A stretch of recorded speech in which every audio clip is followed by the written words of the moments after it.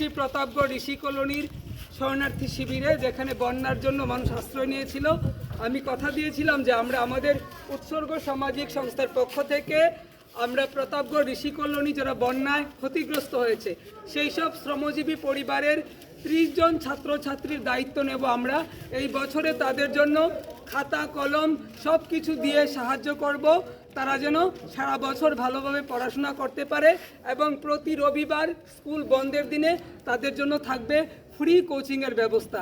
সেই কথা মতো আজ সকালেই চলে এসেছি প্রতাপগড় ঋষি কলোনিতে।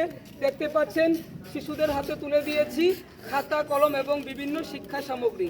তো রয়েছে খাতা, রয়েছে পেন্সিল, কাটার, সব কিছু রয়েছে। তো কথা বলে নেব ছাত্রীর সাথে। তোমার নাম কি?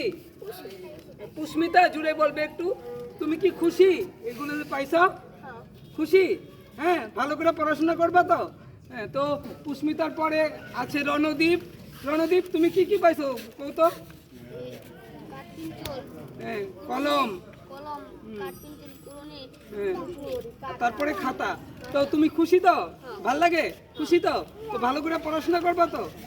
তো এইভাবেই। এরপরে দেখতে পাচ্ছেন আরেকজন রয়েছে বাচ্চা কোলে, ভাইকে কোলে নিয়ে। তোমার নাম কি?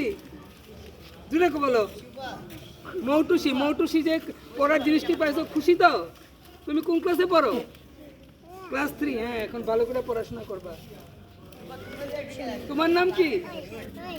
শর্মিলা। শর্মিলা, কি কি পাইছো? হ্যাঁ, কলম, পেন্সিল, কাটার, রাবার সব কিছু পাইছো তো? খুশি তো? তোমার বাড়িতে কি জল ছিল? হ্যাঁ, এখন খুশি তো? তো ভালো করে পড়াশোনা করবা।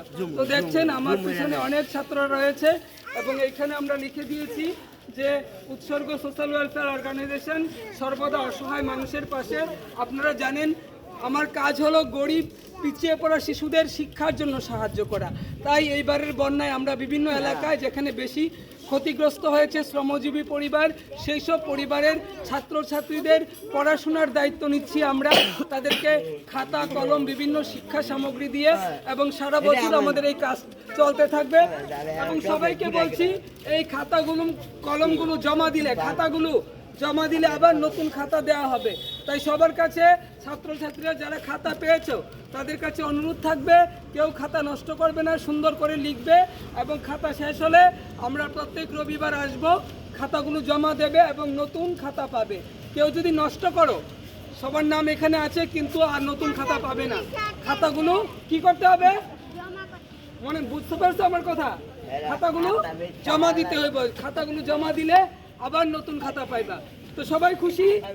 হ্যাঁ। তো সবাই আমার সঙ্গে আয়ো, একটা ক্লোজ ছবি তুলি। সবাই আমার সাথে আয়ো। ছবি তুলতো স্যার।